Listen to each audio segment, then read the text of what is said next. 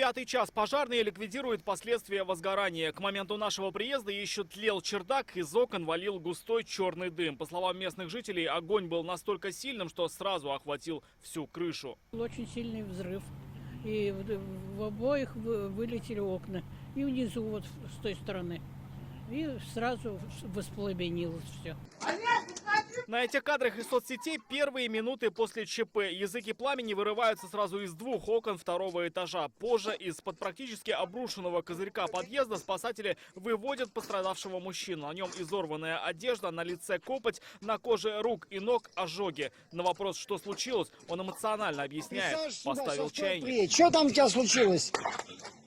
Вот так чайник разогрел.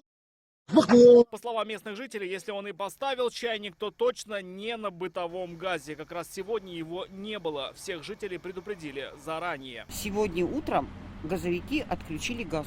В связи с чем его отключали? Ремонтные работы какие-то. Все знали мы, что сегодня газа не будет. Соседка пострадавших Ольга Борисова, к своему счастью, в эти минуты была во дворе. Услышав взрыв, увидела битые стекла. Затем начали съезжаться экстренные службы. Пожарных не было довольно-таки долго. В принципе, очаг был не такой большой. Можно было потушить еще. Одними из первых на место прибыли сотрудники прокуратуры. Надзорное ведомство проконтролирует установление обстоятельств происшествия, а также соблюдение прав жильцов. К 4 вечера у дома находятся сразу 4 пожарные машины. Кто-то тушит, кто-то сходу разбирает крышу. По всей видимости, есть вероятность ее обрушения. Перекрытия деревянные, на стенах глубокие трещины. Дом 63-го года постройки. По словам жителей, его возводили для работников дорожного управления. Межкомнатные перекрытия бетонные, межэтажные, деревянные. Именно одно из них и могло упасть на второго пострадавшего соседа снизу. Оба мужчины 68 и 64 лет госпитализированы в РКБ, сообщил глава района. Идет оценка состояния дома, и попозже будет принято решение.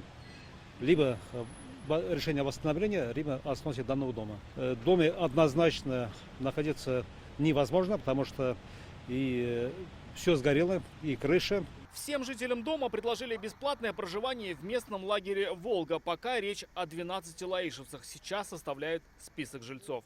Рамиль Шайдуль, Альбина Минаева, ТНВ, Лаишевский район.